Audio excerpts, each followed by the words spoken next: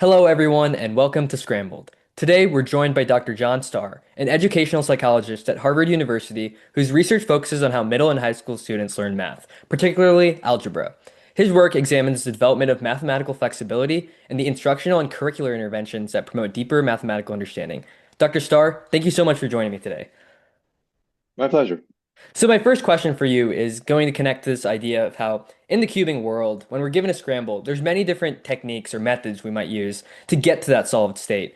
And you've done research on mathematical flexibility, which kind of connects to this idea of having multiple strategies and figuring out which one to use. So in the math world and when students are learning math, what is mathematical flexibility and what does your research show us about it? Yeah, sure. For me, mathematical flexibility means that you know multiple ways to solve a math problem and that you think about which ways of the multiple ways that you know are better and what better means, which ways are more appropriate for the particular problem that you're faced. So I think students in mathematics are flexible, and I think this is an important outcome in math learning when they know lots of different ways to solve problems, and they make informed choices about which ways to select based on a given problem or a given problem-solving circumstance. So we've done research that shows that teachers can promote the development of flexibility, that flexibility in particular is helped when teachers are engaging students in discussions about multiple strategies and encouraging students to use multiple strategies and compare and contrast multiple strategies, and that ultimately helps students do the kind of performance things that we're interested in math, like do well in tests, but it also helps them just be better problem solvers generally, which I think is an important goal. Yeah. So my next question kind of connects to this idea of having multiple strategies. In cubing, sometimes when we first begin our career, we learn some like mediocre algorithms just because, and what I mean by mediocre is they might take a lot of moves, but they'll be easier to learn. And in the beginning, right? So that works. But as cubers progress, they tend to get attached to these initial algorithms that they learned because they were easy to learn. And it becomes harder to let go of those algorithms and learn more efficient and useful algorithms in terms of speed. So how does that kind of connect to algebra and maybe how students might develop these kind of habits where they use old methods but aren't able to unlearn maybe and then relearn? So, Hmm. yeah. Yeah, well, it's a real interesting idea. Uh, so um, So back in the day, when Rubik's Cubes first came out, actually, I was a fan as a Oh kid, yeah.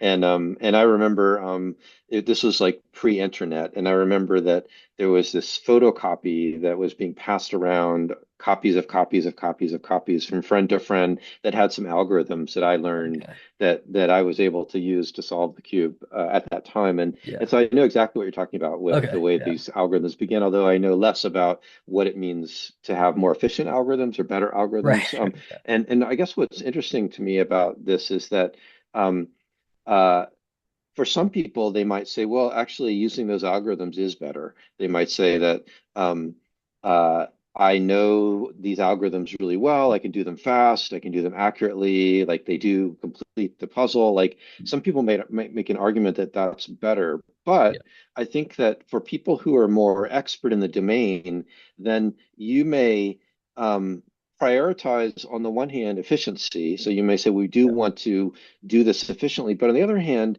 you may have other priorities as well. Like maybe there's certain ways that are just more beautiful, and to use a Yeah. word, or more, and Right. mathematicians would use the word elegant. Yeah. Like given a particular configuration, you can do it with this algorithm, but if you just did it this different way, Yeah. depending on how fast you go, maybe it's more efficient, but it's just better.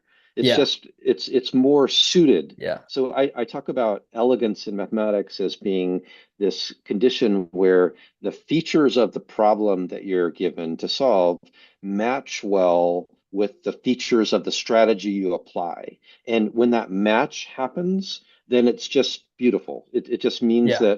that it works, it clicks. Yeah. And as a side benefit of that clicking, maybe it's faster.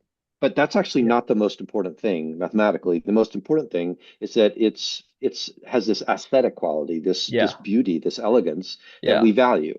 And so we're not just interested in you getting it done or getting the right answer, but we care about how you do it, and we Yeah. value more elegant or beautiful or creative or innovative ways to actually do it. Yeah. Uh, And and so I think that that's yeah. true in your domain as well. Yeah, yeah. So the funny thing is, as you were explaining this concept, I actually just thought of a scenario in the cube that kind of perfectly encapsulates this idea. So I intentionally scrambled it for the sake of the intro, but let me just quickly solve it here, and then I'm going to show you what I mean with this specific algorithm.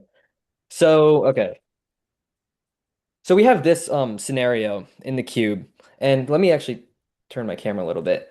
For cubers, they know this as a U-perm because of the way the pieces need to rotate around. So the algorithm to solve this is kind of like this. And then you can go one more. And the cube is solved, right? But what a lot of speed cubers used to do this algorithm, and what they found is in this particular move, instead of going down, they actually do three moves on the right side. One, two, three, and then turn, and then do the algorithm. And while this may seem counterintuitive because there's more moves happening, what people found is the way the finger tricks and the way the finger naturally wants to move, it's actually a lot faster to do those three turns. And in terms of like I was listening to you talk about how like the two things need to match and how here the algorithm is actually able to match this need for efficiency and speed to the point where it's actually a lot faster to just do an R3 and you can't even tell sometimes that people are doing three moves instead of one, Hmm. which would be more efficient. So I guess that's kind of a little sidebar on Yeah, what you interesting. were saying. Yeah. Yeah, I think the one thing that's a little tricky for me is this idea of efficiency. Um, and in mathematics, I'm able to recognize that efficiency is one goal that we have and one thing that's important, but it's not the most important goal. Like if you think about proofs, for example, and like famous proofs that have been done or difficult to prove items Yeah. in mathematics, then we're not so interested in someone who has the fastest proof but we're interested in someone has the most elegant proof, the most beautiful proof, like Yeah. that, and it may turn out to be a little shorter, but that's not the thing that we're so concerned about. It's that it's this match. And I think that's what's tricky a little bit because in your domain, is there a way that you can think about what you value that's not 100% about efficiency? Yeah. Do you know what I mean? Like, can you say, well, this might actually, like in your case, you sort of said this is a little longer, but it's actually best suited. But the best suited still came back to efficiency. That is Uh, true. Yeah. I will say there's like three main techniques in cubing. One is like this technique called CFOP where you kind of go layer by layer by layer. So the next two are a lot less common. Like that one, actually my last interview on this podcast was the inventor of that method back in 1981. So that was a really interesting interview. But the other two methods involve creating a block on either side and then using middle and upper moves to solve the rest. And then the last one is similar to this original method of layer by layer, but first you orient the edges. And the last method is used by far the least among cubers. But when I'm solving for fun, actually, I found the third method is very elegant because what it does is it orients the edges and allows you to create these beautiful blocks while you're solving. And I found it's actually more relaxing for me, even though I might take a little longer to solve, to create these blocks and watch the colors kind of form interesting patterns within the solve. So I'm still getting the cube done, but it's kind of a more elegant path in a way. And mhm, it's definitely not as fast per se as the original two methods, but I've found myself using that method a lot for fun. So it's just Interesting. interesting to kind of see how you're alluding to that in mathematics, but it's very applicable to the Rubik's Cube as Hmm. well. Yeah, So. interesting. Yeah. So my next question is actually about these methods, right? So often when students are learning mathematics, they'll learn different methods to solve the same problem. And I'm just curious, like what's kind of going on in terms of like the thinking when students are comparing these methods. For example, in algebra, let's say they have like three different ways to solve the system of equations. What's kind of like some of the interesting things to think about there? Yeah.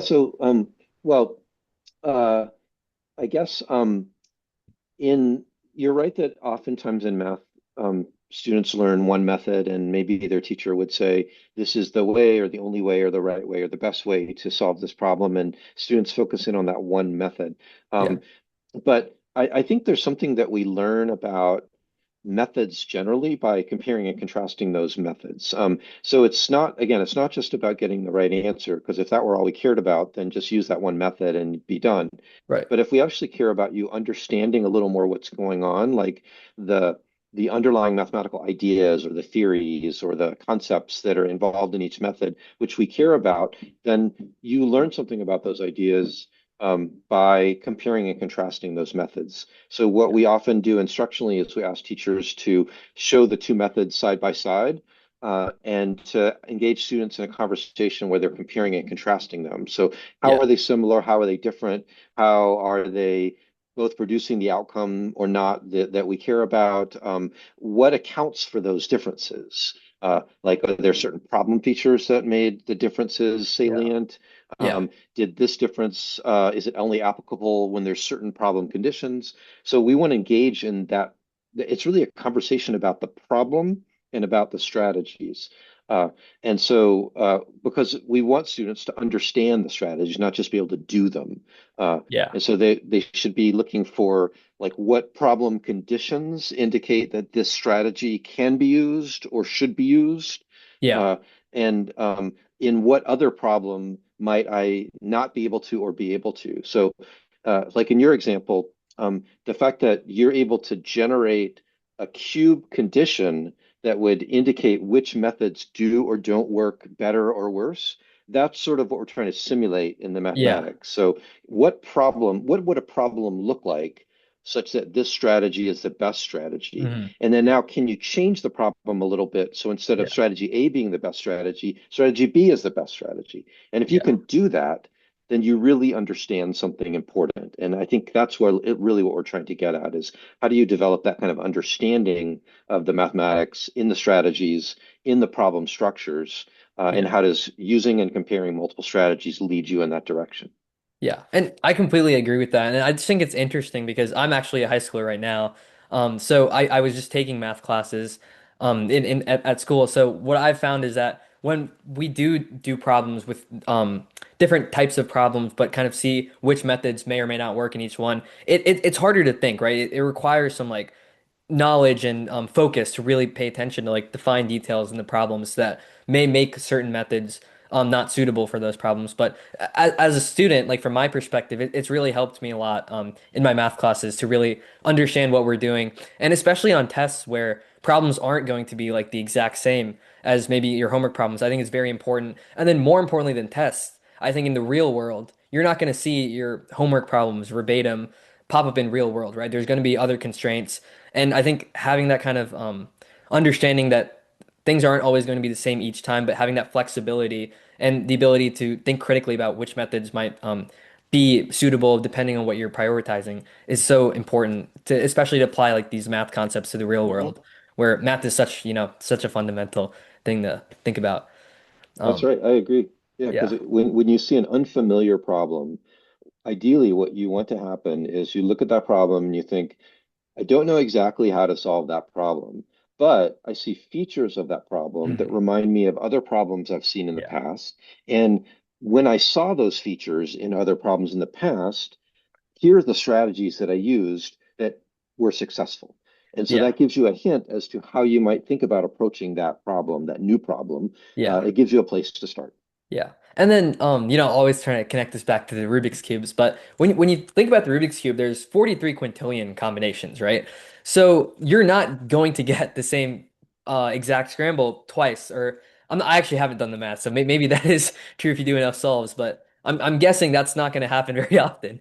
So you're given a different, like a fresh set of pieces, permutations, etc. So you're really facing something new each time, and I guess as a cuber myself, like I've done quite a few solves, so it's giving me that framework for, hey, this will work here, or let's try this out, maybe this will be interesting, Mhm. like that. So And it also, yeah, I mean, this illustrates how um, the you become knowledgeable about recognizing structures in mathematical problems, but also in the cube. So if you took a novice who had never worked with a cube and you scrambled it a certain way and you showed it to him for like a second, and then you hit it, and you say describe the position, they would not do very well. Yeah. But if you took an expert and you did that, they would do very well. They would Yeah. immediately see, and they'd have a way to recognize certain structures, like, Yeah. and they might even have a name for it. And Yeah. by thinking about and noticing the structures and then connecting those structures to the strategies that you use, that's Yeah. at the core of being flexible.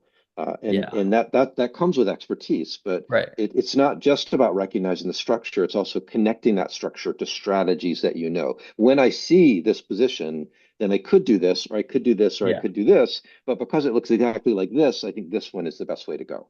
Yeah. And then like for example, I guess to add to your point, like for example, when I'm looking at this cube immediately, I see cross pieces, which are these white pieces that kind of go in and create that skeleton. I see pairs, I see attached corners. But something interesting to think about is so different cubers do different events within like the same cube, right? So this cube, when I'm my main event is just solving the 3 by 3 straight up. But there's another event like within using this cube called blindfolded, where as the name suggests, they will look at the cube and then cover their eyes and then solve the cube. So I tried this a little bit a few years ago, and I was able to get a time of 3 minutes where in 3 minutes I would look at the cube, close my eyes, and then solve it. And I think the world's fastest can do it in maybe like 10, 12 seconds, where they get the cube, look at it, close their eyes, and solve it all in an obscenely fast time. But my point with that is in blind, you actually use a different technique. You don't use the same technique that you're using when you're solving it like straight up, let's say. So you look at a buffer piece and then you assign letters to each piece. So if you're give this to, for example, a world-class blind solver, they're actually going to look at this and start assigning numbers to each piece and start creating a string of an alphanumeric string to basically memorize so that they can then close their eyes and start solving. So it's also interesting to think about how when people are trained in different aspects of the cube, they're going to see different things too. So I guess that kind of connects Oh, with the interesting. So yeah. can I ask you a question about that? Yeah. So, Yeah. uh, this is sort of a process question about how the blind works, Okay. for Yeah. someone who's solving it. So, in the non-blind, what you're doing in a very fast way is a very classic problem-solving process, which is that you look at the current state of the cube, and then I'm thinking of this in slow-mo, then you make an action to change the state of the cube, and then you reevaluate that new state, and then you do another action, and Yeah. each new state is trying to get you closer to your goal. So, Yes. right? Perfect. So Yeah. it's like look Yeah. at where it is, apply an action that you think is going to get it closer, Yeah. and then look at it, get it closer, and then you get closer and closer. And that's how you get that's sort of a classic problem solving process. And so my question is that in the blind condition, that process only works if you actually are memorizing the state of every position Yeah. in that moment, and that you're tracking every single position with your moves. Um, Okay. So but it could be something else. It could be that um, you are looking at a certain set of states in the when you look at it, and then when you close your eyes, you're performing um, uh, actions that produce several different outcomes, and you don't know which one you produce because you don't know every position of the state, but you know that if you go in that direction and you have these four different possible outcomes, and then you go this next one and has these three possible outcomes, eventually you will solve it, even though you don't know exactly where you are at every point. right. That is interesting. So there's actually important distinction to make here. So you nailed the explanation of kind of like a typical 3 by 3 solve where it's not blind, it's just normal, solving. But the thing with blind is this might be tricky to understand, but you have a buffer piece. So it's like you start with the corners, let's say, and there'll also be an edge buffer piece. And then the interesting thing about the technique that most blind solvers use is that when you assign a buffer piece, then you start to map where that buffer piece belongs and then where that buffer piece belongs. So you kind of go down this path. And then there's an algorithm where you swap the piece one by one with the buffer piece, and then that algorithm actually doesn't change anything else on the cube. So Ah, that's I kind of see. that critical distinction where you don't actually need to reevaluate because you can't reevaluate when you're in a blindfolded state, right? So the reason the technique that has been developed is using this buffer piece where you can swap pieces with the buffer without disturbing the rest of the cube. So they're coming up with that alphanumeric code, numbers for corners, let's say, and edges would be letters. You come up with that string, and then you close your eyes and just go down that list and execute the swap algorithm, which is just one algorithm.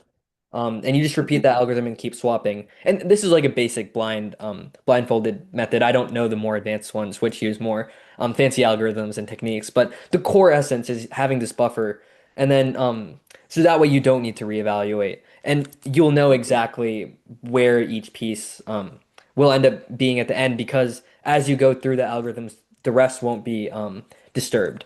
So. But you do have to know uh, where every piece should go in that initial look, Yeah. right? So yeah. So I think it might sound harder than it is right now. So for example, like if I were to do a blind solve right now, I would be memorizing a total of maybe like I think 12 letters.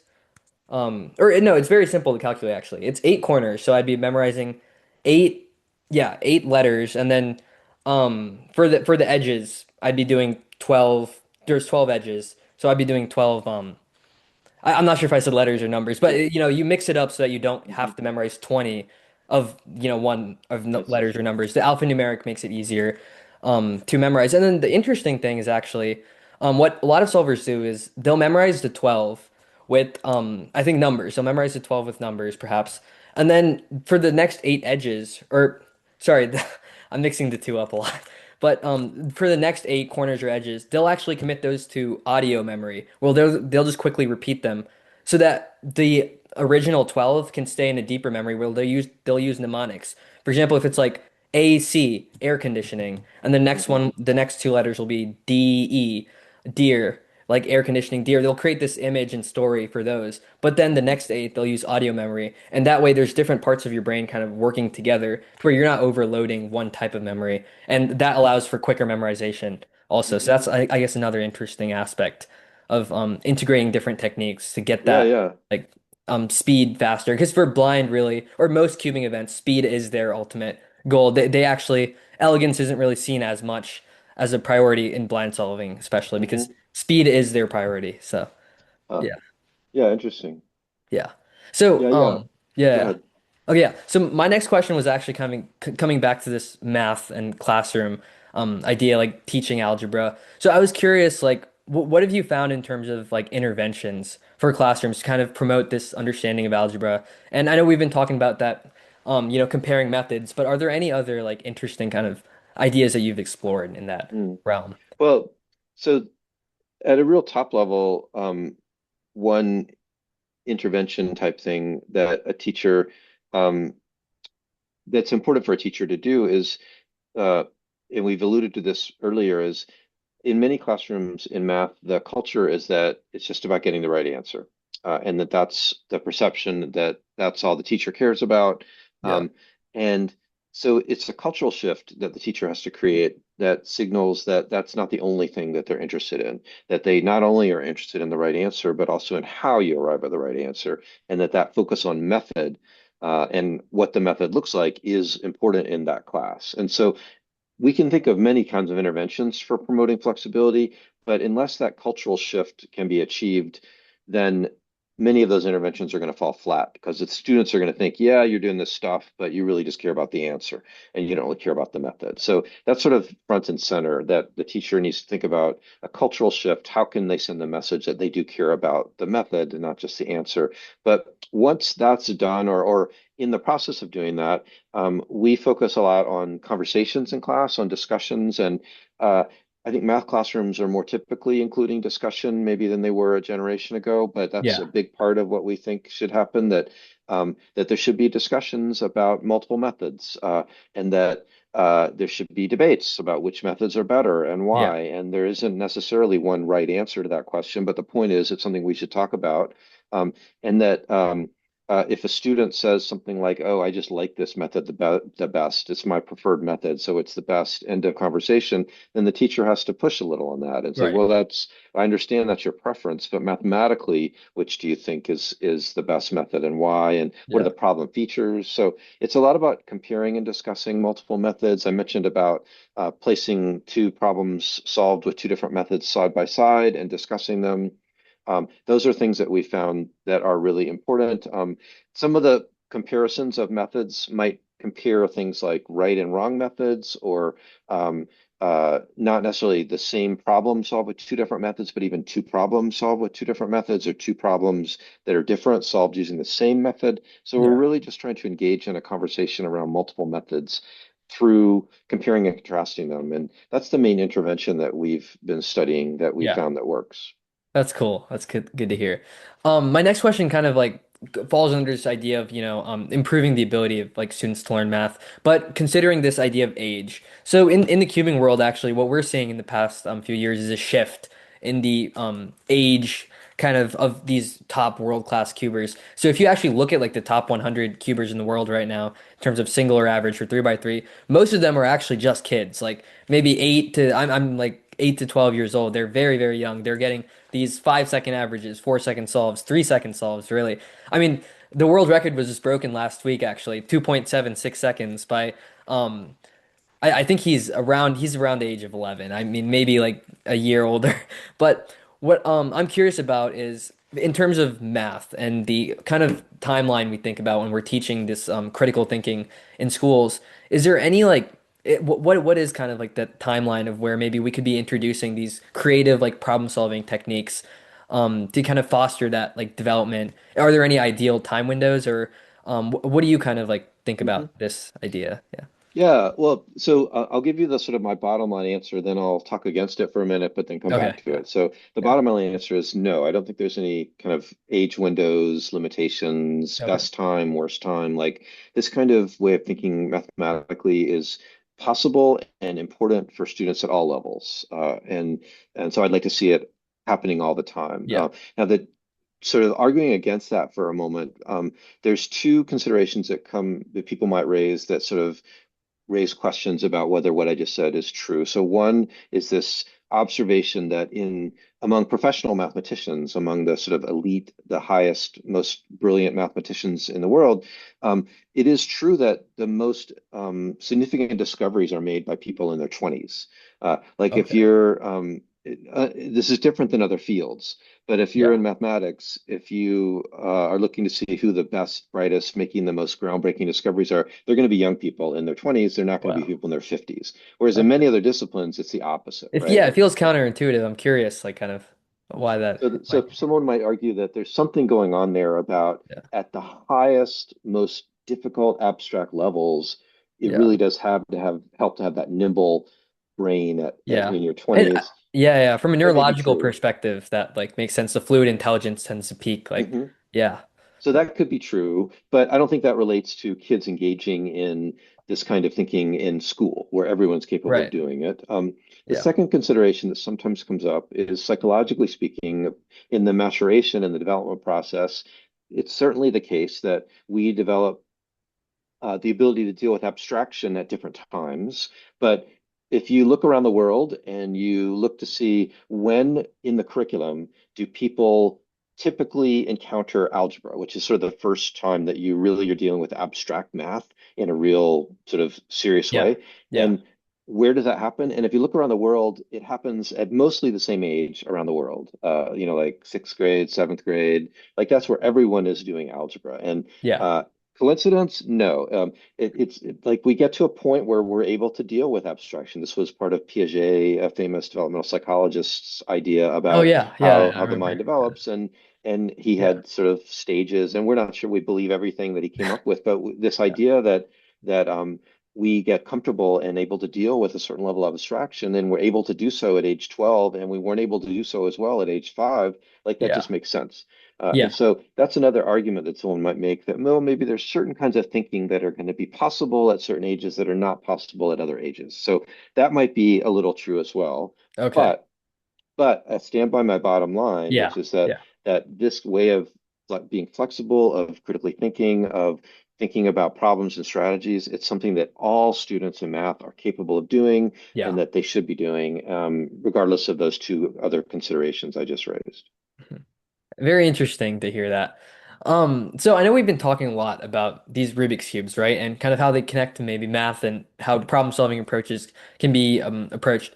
So I was just thinking, like, do you think that puzzles and these types of like critical thinking games, maybe not just Rubik's cubes, like maybe chess or di different types of like puzzles, for example, maybe even word puzzles, do you think they could be helpful when they're used in parallel with math classes? Maybe let's say like in middle school when students are starting to get these concepts of abstraction, what's X, what's Y, get them thrown at them, and then they're maybe, getting introduced to this world of puzzles and finding abstraction in different realms and different mediums. What are your kind of thoughts on this, the value of puzzles there? Yeah. So I think that puzzles have a big role to play in the way we teach math, but I want to offer some caveats because Okay. the category of puzzles is broad, and there's lots of different kinds of puzzles that have Yeah. different features, and I'm not sure that they're equally beneficial to the way that students learn math. So, for example, there's some kind of puzzles that you may be given where there isn't an algorithm. Like it's just you look at it, you get stumped, you Mhm. can't think of how to progress. And then sometimes you have this sort of aha moment, people say, or like you have to sort of think outside the box, we talk about, and you have to think about it in a completely different way. And that's the only way you're going to get to the solution. Otherwise, you're just going to be stuck. Uh, and so those puzzles, if you think about how you get good at those kinds of puzzles, then it's really just a matter of problem solving experience. That's all you got. Like if you are seeing something and you can think, well, maybe I've seen something like that before. How did I do it before? Maybe that helps you think outside the box. But if someone is sort of sitting right beside you as you're stuck and frustrated and saying, think outside the box, think outside the box, that actually doesn't help you. Like, what Yeah. do you mean? What am I supposed to think about outside the box? I don't get it. So the most powerful thing you can do to be good at those kind of puzzles is problem solving experience, which is hard to train. Like it's hard to put that in schools because you actually need a Mm. lot of experience. So I think about like math Olympiad problems Yeah. or other kind of things. So those are hard. So I'm actually not sure that that kind of puzzle plays a big role in our K-12 curriculum. Uh, but if you think about other kinds of puzzles, and conveniently, I think Rubik's cubes fall into the second Oh, category, good, there good, good. actually is an algorithm. There are multiple strategies. So you may not know how to do it, but you have a way to get started. It's Hmm. not this complete blank. Like you can learn an algorithm and then you can branch off from that algorithm and you can think about what are the problem features that help me think about how to proceed with a given strategy. And there's other puzzles that are like that. It helps us see structure. It helps us see regularity. So it's not just about problem solving experience. It's about saying, what do I see when I look at this problem? And what mathematical structures that I see might help me to think about strategies I could use to solve it. So puzzles that do that, that don't just involve think outside the box in this very Yeah. kind of magical way, that can encourage us to be thinking mathematically because it pushes us to attend to structure, to the mathematical structure. And that's what's so powerful there. That when we see a problem, we want to be able to parse it out. We want to say, well, what is going on in this problem mathematically? Let me see beneath the words if it's a word problem, or let me see beneath the symbols a little bit. Hmm. Is this what patterns do I notice in this problem? What regularities? What other pieces of syntax can I notice that might help me down the road toward a solution? And I think that's the best kind of puzzle that might help us think about Yeah. improving in math. Yeah, it's a very critical distinction I see you made between those like two types of puzzles. And I guess I kind of thought, if you asked me that question, I would have said, oh, I mean, problem solving, it's cool. But I guess now that you kind of make that distinction between how different puzzles might inspire different kinds of thinking and different approaches, and then how they each relate differently to that connection to math is and just problem solving in general is very interesting to think about.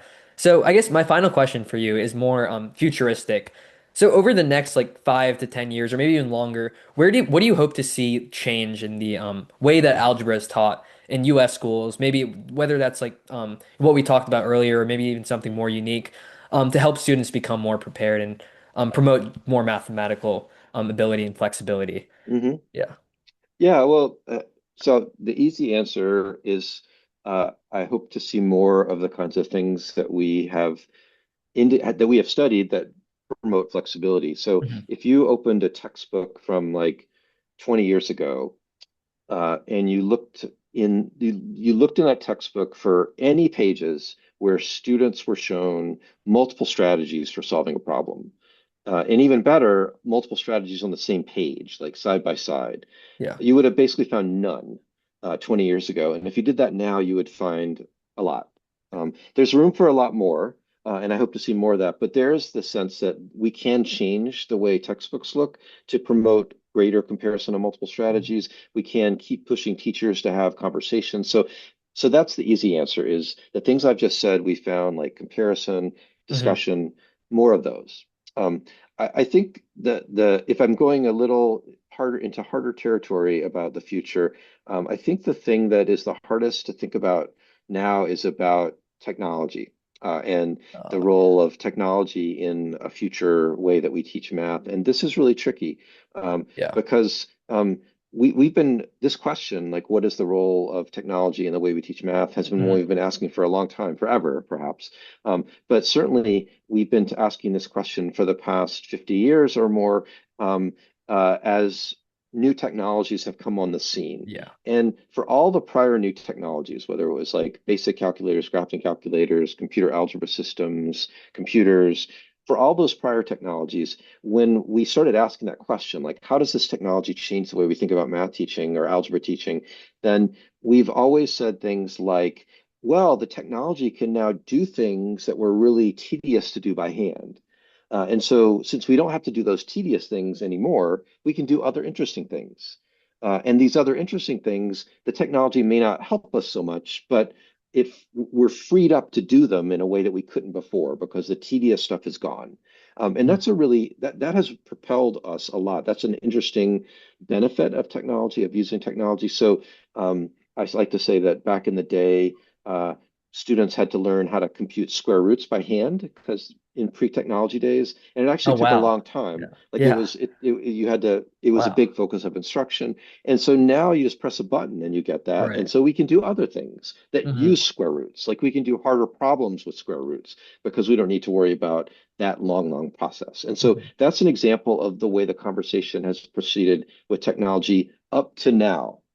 But Yeah. it's different now because AI is Yeah. this AI, the different big thing buzzword. altogether. Yeah. Yeah. So with AI, it's no longer the case where you say, oh, great, we have this new technology that takes some of the tedious stuff off our plate so we can focus on other stuff.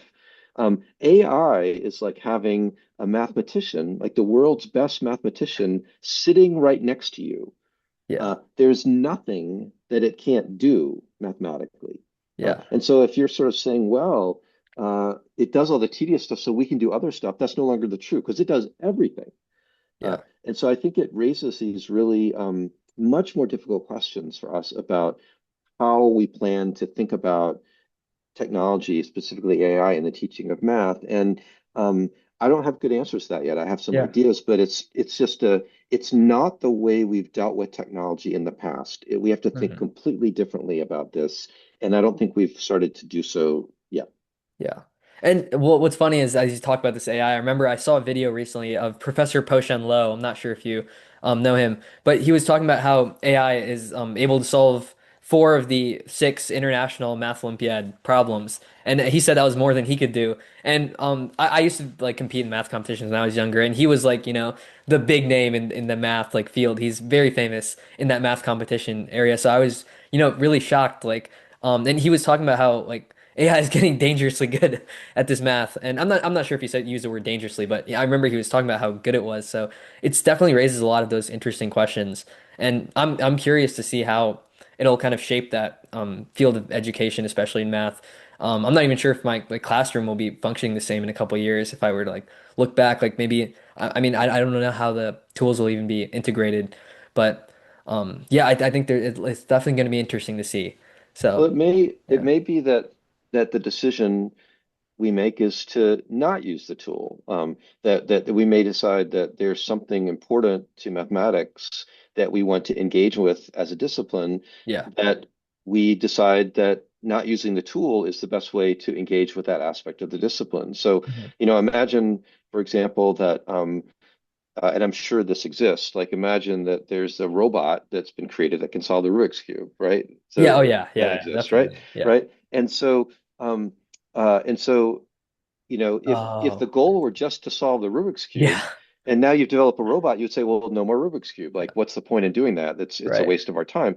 But that's not what we're saying, right? We're sort of Yeah. saying there's still some benefit Hmm. on many different levels to actually doing this by Yeah. hand and thinking about it. There's some benefit to our learning, to our mind, Yeah. and maybe that's the direction that we have to think about in math. It's that not that the technology is going to make this not worthwhile anymore because the technology can do it for us, but we just have to think a little more deeper about why we're doing this in the first place. Like, why are we teaching math in schools in the first place? And should we keep doing so? And it's the same question you could ask about the Rubik's Cube. Yeah, it's a beautiful analogy, man. There, I'm definitely going to be thinking about that. I mean, when you think about it, like the number of times I've solved this is probably in the tens of thousands. And why would I do it, right? Like if I wanted to, I can just go put it in a robot and just watch it solved. But there's that process, and that's, just poetry in itself. So, yeah, that's a very interesting idea. And thank you for making that analogy. If there's any cubers watching this, that would definitely be something very interesting.